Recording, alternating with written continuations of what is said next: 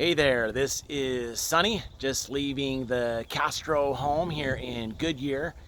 And right now they're spending about $2,400 a year with APS. And on average, they use about 1,000 kilowatt hours a month.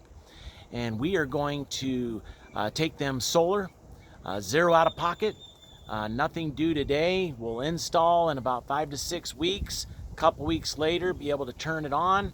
And from there going forward, they are going to bring their overhead on electricity using the exact same amount to about $1,800 a year. But the best thing about it is it's never going to change.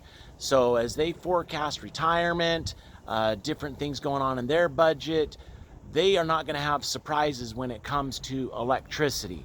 They're never going to be affected by APS increasing their fees and rates because APS will not be their primary electricity provider.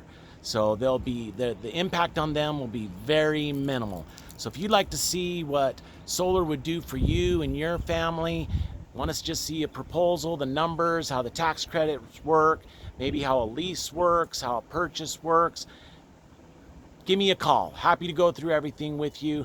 480-200-4486. Thank you.